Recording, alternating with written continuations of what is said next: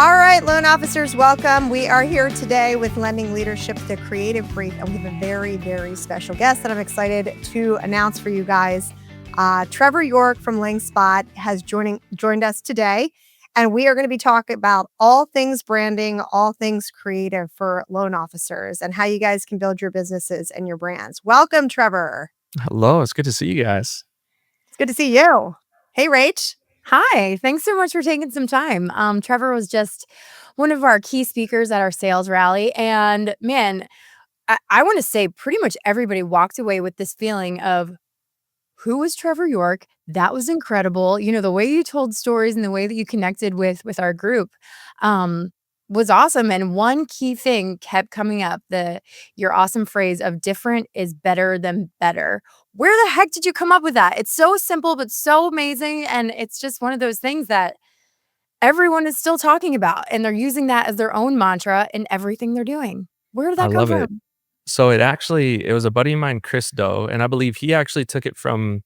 There's an author who wrote a book. It kind of tapping into creativity, but Chris was talking about this at a conference a few years back. And Chris is like graphic designer, half brain of graphic Mhm. designer, half brain like the world's greatest life coach and philosopher.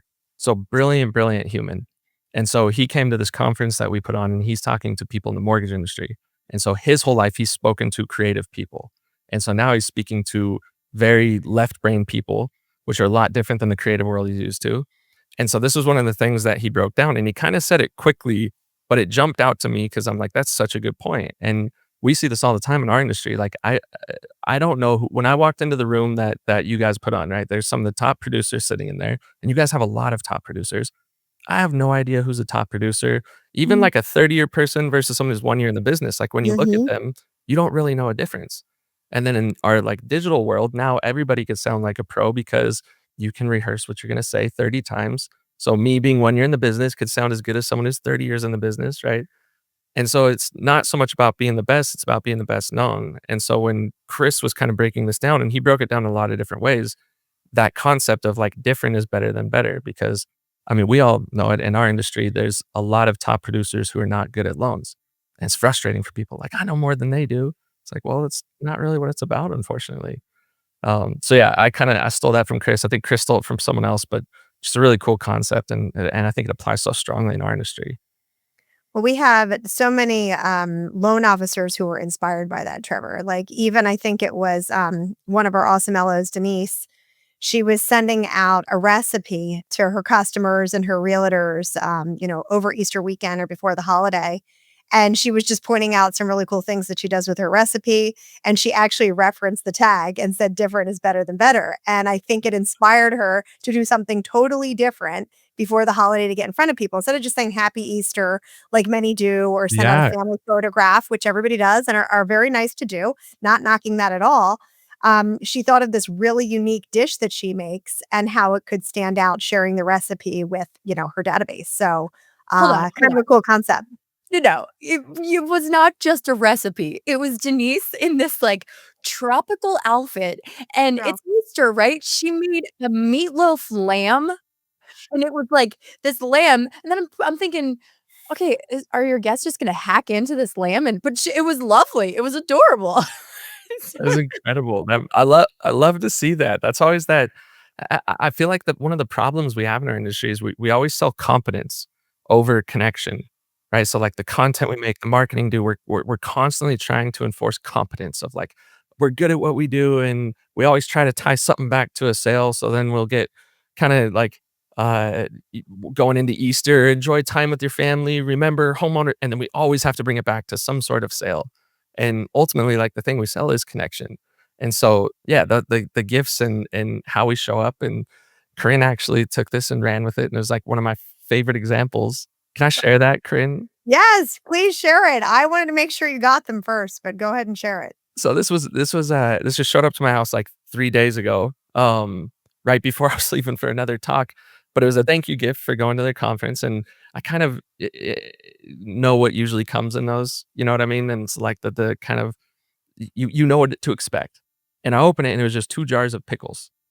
And I'm like, "This is already cool. I already like where this is going because that is not at all what I expected." But what made it so neat, and it wasn't so much just like a funny shtick, it was actually really, really cool and personal, was then Corinne shared about these pickles, and you can only get them in one place, and that she loves these and thinks they're amazing. And it's amazing because I don't have to be like a pickle connoisseur to think this was a cool gift. The cool part was like I just got to learn more about Corinne.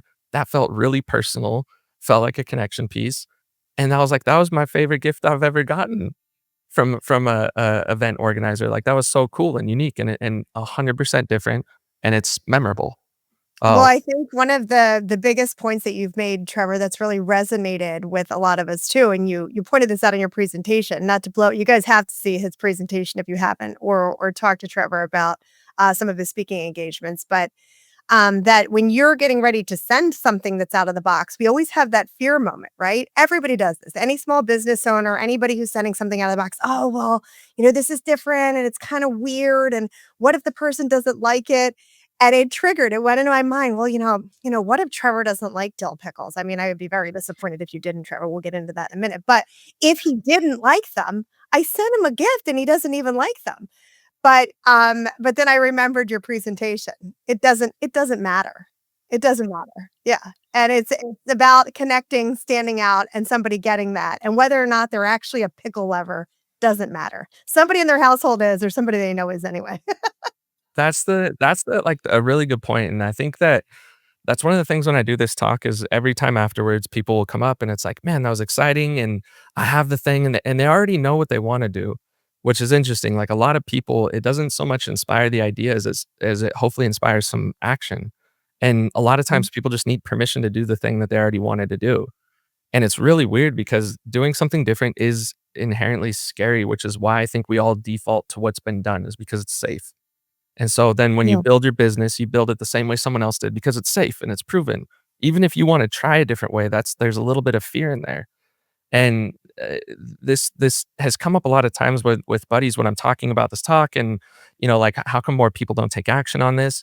And I think part of it's not necessarily even a fear of failure, which is weird because in the coaching world, like, I've taught people social media for the last 5 years. I've coached thousands of people in mortgage and real estate. And when I give people like, "Here, say these exact words, go on social and say it." They say it and they're not afraid of it failing or not. But then they're afraid to say their own words where I'm like, "Okay, now you make a script." And so it's never the fear of failing because they didn't have that fear when it was something I gave, whether it worked or not. But it's if the one I gave them didn't work, at least it Mhm. wasn't something new and it's not on them. Where when you try something original and you're the first to try something and it doesn't work, it's like, "Oh, that's on me." And then we get really critical of ourselves, and then we start to have all this negative self-talk. And so it's a shift in our head of, like, knowing we're not afraid of failure. There's this selfishness that, like, we're afraid of the failure being on us. And so much of that goes away when you take that first step is, 1, just you have to do the thing and you get that affirmation that it's not as scary as you thought, and it doesn't reflect on you any different way. And then the other piece to that, which me and you kinda laughed about at the event, Corinne, is like, some of the stuff you're already doing isn't working, so then why not Yeah. try it? Like, we were jokingly saying, like, if you're giving fruit baskets at closing and then now you wanna do pickles and you're scared, like, what if they don't like pickles? Like, they probably didn't like the fruit basket anyways, you know? It's not like that's crushing and hitting it out of the park, so, like, what's really the risk? I love that you brought that up, Trevor, and this is so funny, and gosh, yeah, it's like, if it's on me, then you're exposing yourself, right? It's like, "Oh, then they're gonna know I'm terrible." But, I think this, should I tell them the Bridget story? Corinne? Of My course. Bridget story. Um, I experienced the same thing, and I think anyone in sales, nobody likes cold calling. Cold calling's awful because you feel like I'm interrupting people and, like, they're gonna hate me, and I'm cool, like, I got something good to give here. I've got something good to say. Yeah. So, my background's in theater and acting and singing, and so I was like, "All right, I gotta change this up." So I created my own alter ego, and I named her Bridget, and she's English, and so I would cold call and have Bridget do it, because if they denied Bridget, it's fine because Rachel was still safe, but Bridget is the one they don't like, but Rachel's good.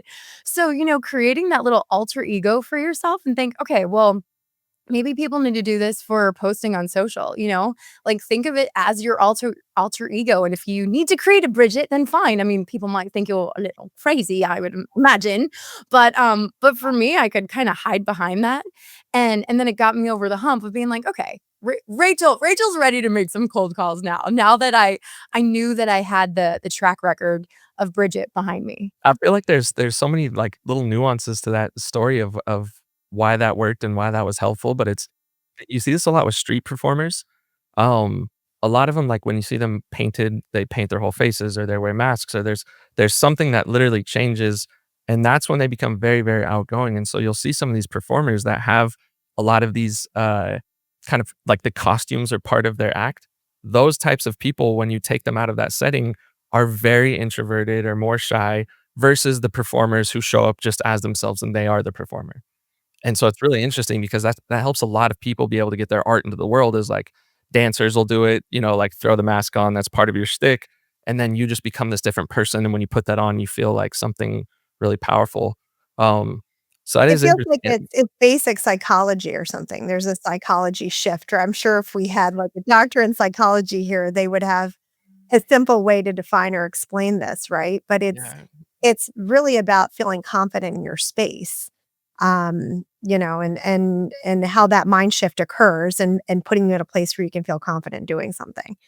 How did you get into this, Trevor? Like, how did you get to this place of consulting LOs and making their brands different and doing what you do so well?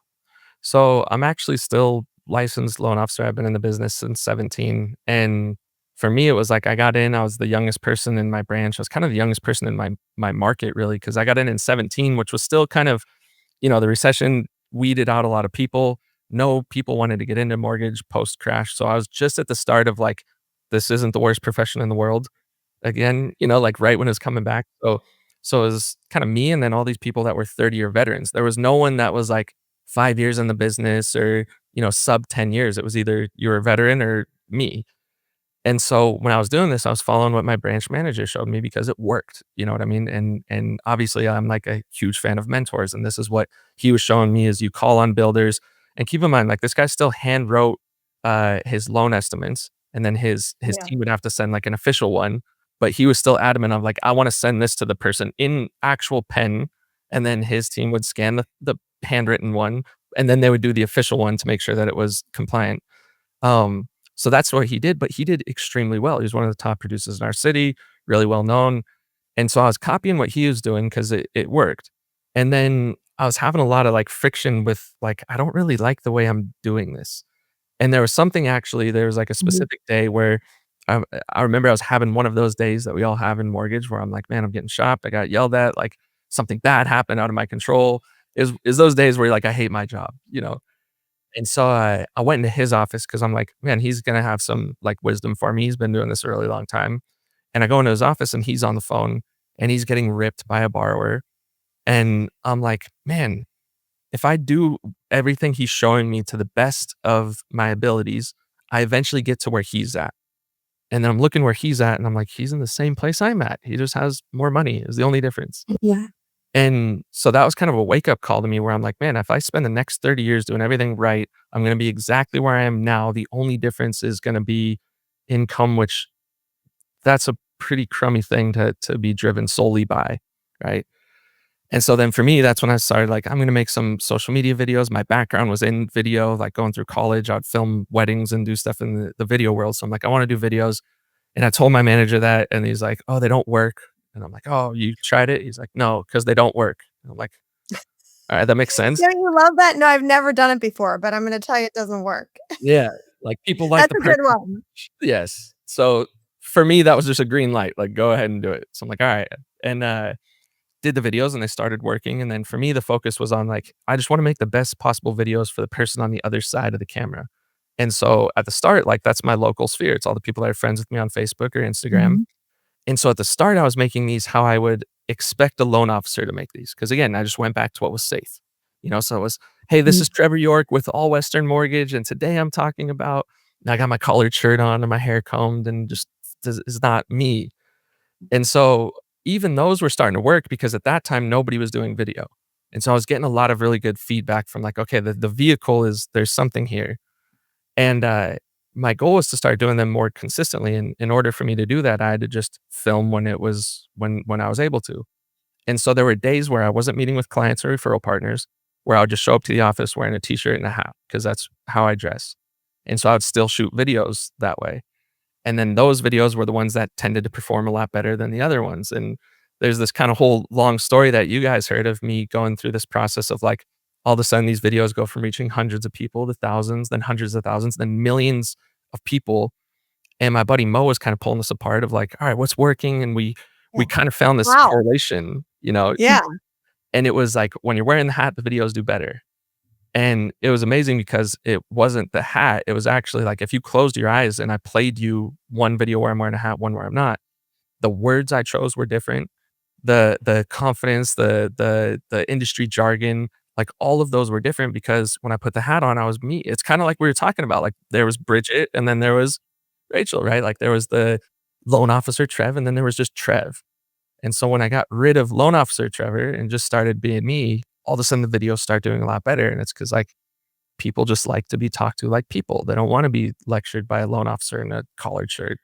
Um, so anyways, that was a very long story to give the context of as the I videos got started to blow up, obviously it helped the loan business, but then a lot of people in our industry started to follow. And then that was a lot of them just, it was none of this was planned. It was just like people ask for the thing and then do it. So they wanted to learn social media. So we started coaching people in social media for the last 5 years. And then the software component of what Linkspot is was something that was just like asked for by all the people that followed. And so, yeah, that was a long way of showing the journey of how we got to where we are. But so organic, right? I mean, everyone's throwing that term around now. It's organic.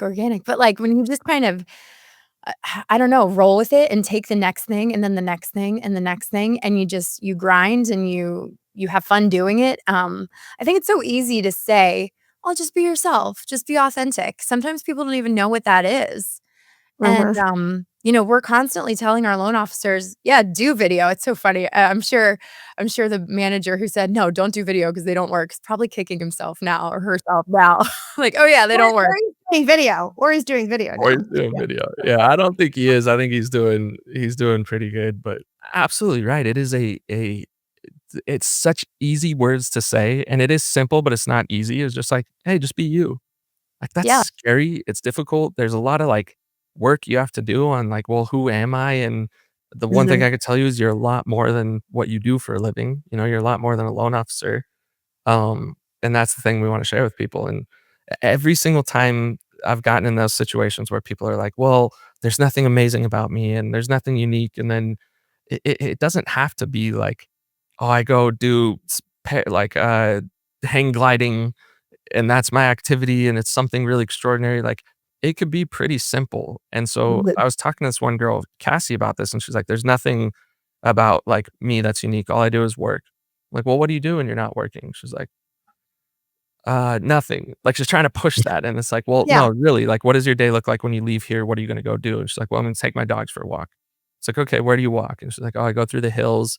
And I was like, "You enjoy being outside?" And she's like, "Yeah, I like walking on the hills." And then we're doing this thing of like, "Okay, so now, Cassie, after that, I know way more about you, even if it was just like, you have 2 dogs, you enjoy going outside, you enjoy these walks because you enjoy nature." Like, those are things that create opportunities to connect with people.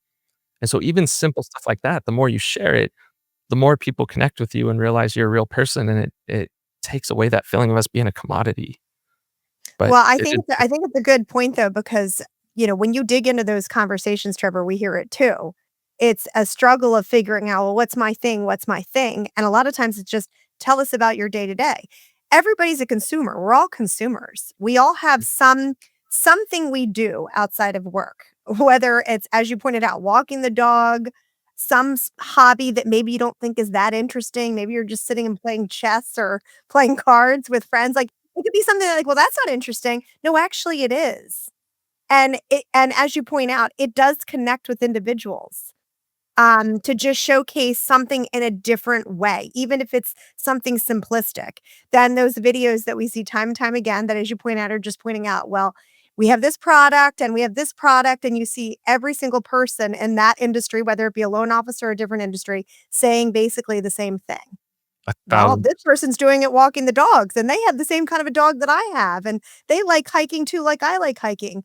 Might not seem like anything crazy out there different, but it separates you from the way that other people are doing their videos or sharing their concepts.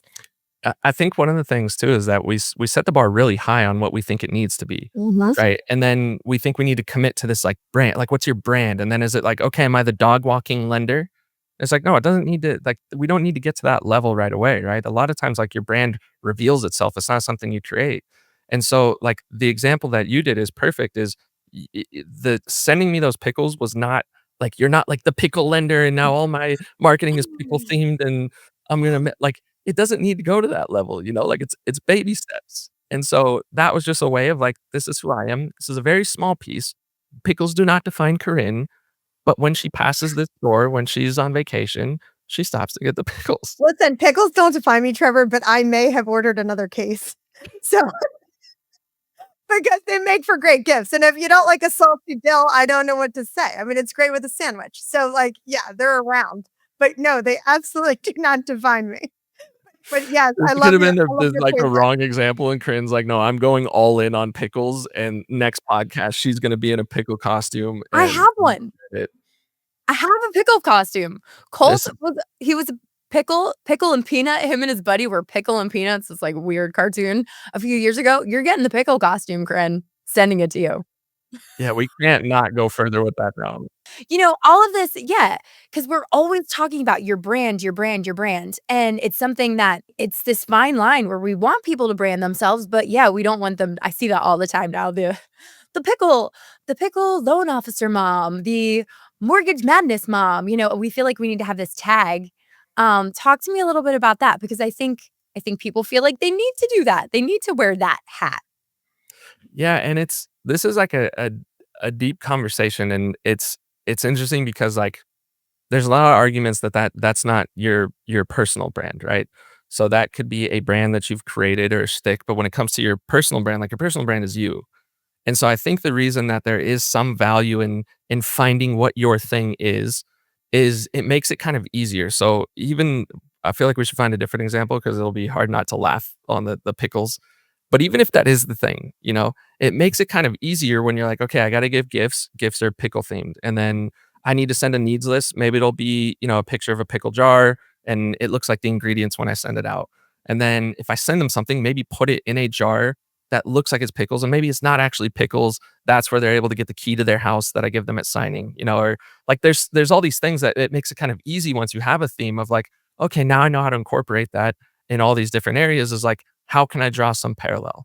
And then through that, it gets kind of fun because then all these branches will start to stem off from it. And you're like, okay, maybe it's not just pickles, maybe it's food in general. And now it's like Corinne's kind of food things. And we're learning about this journey of like, okay, in the summer, it's driving past this thing and it's pickles. But then she also, in the winter, it becomes this thing. And then, so now we have all these different components that are starting to build this brand that is who you are. So on some level, that's kind of easy.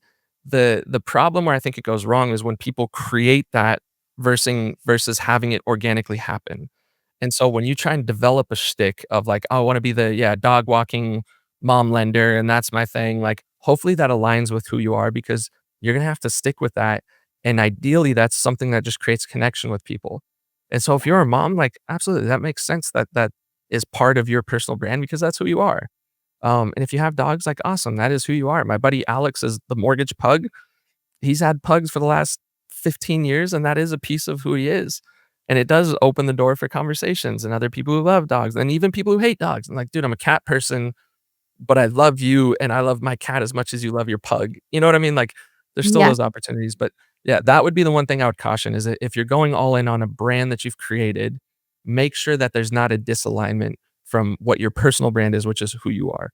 And so my advice would typically be to let that reveal itself and it kind of like just through who you are, like, oh, I've got kids right now and we're mountain biking. And so I'm just going to write an email newsletter about riding mountain bikes with my son.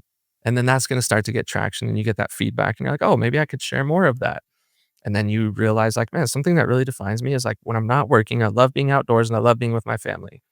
And so, like, my buddy Darren has kind of he's very similar. He likes hiking, he likes skiing, and so he'll have things like his, customer journey when you get pre-approved with him, where he shows all the different milestones. It's in the form of, like, a ski map when you go to a ski resort, and so he's kinda leaning into No. this thing. And then some of the milestones that he sends is like the trail marker signs when you're hiking, and it'll tell you when you've been pre-approved or these different areas. And so it reveals something about Darren. And so he doesn't have to like create the shtick, but is just who he is. Um, so yeah, that's kind of my take on the shticks versus having that be part of your actual brand.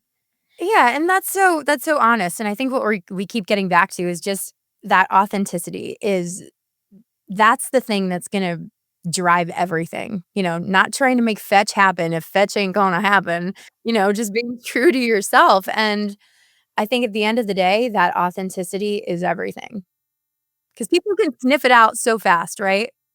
If you're gonna try to be like somebody else just because it's working for somebody over there and like, "Oh, I'm gonna try that," but it's not really who I am, um, we just it's obvious. And I think like what we're looking at right now is a really good example of this because when I'm looking at your frame, Rachel, of the stuff behind you with like the pink chair and the pillows and the lamp and then the artwork on the other side, like there's clearly a theme that is telling me a lot about who you are, right? And we got the Beatles record. So in the lending of old, we used to always meet with our clients and they come into our office and they see these things about us and that starts conversation. And whether we knew it or not, that was building our brand. And so like the biggest thing we can do is basically just digitize that. And we don't get to meet people face to face right like we used to. So how are you creating those opportunities for us to talk about the Beatles or for us to talk about you being in the theater or the pink chair and you referencing Mean Girls? Like that has to come from some of the stuff we're creating online, but there's this disconnect. And so that's the challenge is like, what does your digital office look like now? Are you creating opportunities to connect with people? What this is really good information for our listeners, Trevor. What do you say since we're kind of coming around on time? What would you say is probably the biggest piece of advice that you could give to loan officers who are struggling with how to stand out or I think it can be intimidating because you want to try to do something, but you do want to be authentic as we point out and point out some of those nuances. What would be some of your biggest piece of advice that you would give to loan officers who are looking to break out a little bit, do something different? So I've got one. I think it is the single best thing that you can do. It was the activity that I shared with your guys' team, which is reverse brainstorming. And so the reason that I love this exercise so much is it's nobody's telling you what to do and it gives you the ability to kind of evaluate the situation. So the way that this works is if you're, let's say, just creating a piece of social media content, before you create it, if I were to ask you like what makes a good piece of social media content, it's like it's a heavy question. It's kind of hard for us to answer. If I knew, I would do it. Like that's the $1 million question we all want to know. And so an easier question for us to answer is what makes a bad piece of social media content? And then we're like, oh, well, it's when they use too much industry jargon. The video goes way too long. There's no energy in the delivery. The quality Mhm. stinks where I can't hear them and see them. Do the opposite of that, and you will make something that stands out and is good. And I so if like there's that. one thing that would be what I would recommend, and the interesting part, and it's a little bit humbling when you do it, is a lot of times when you'll write that down of like what makes a bad piece of social media content, you write it down, and that's exactly what you did. And that's powerful because you're making something. I can even think of some things, and I'll admit it, coming out of our department. Some pieces where I've looked twice at them and been like, "It's a little too long." Like some of those things that you just pointed out. Yep. And sometimes when you get into the project and you're trying to make something impactful, you actually do the reverse of what you intend, unless you analyze in that fashion. I like that a lot, and I feel like it's something that we can all do. It's a Yeah. tangible that everybody can do with their business, any Well, category, any industry. and literally anything you go into, and the amazing part is typically the answers you come up with are the things that'll make you stand out. Because when we look at like what makes a piece of marketing boring, our brain immediately goes to what does everybody do, and that's why it becomes Mhm. ineffective and boring.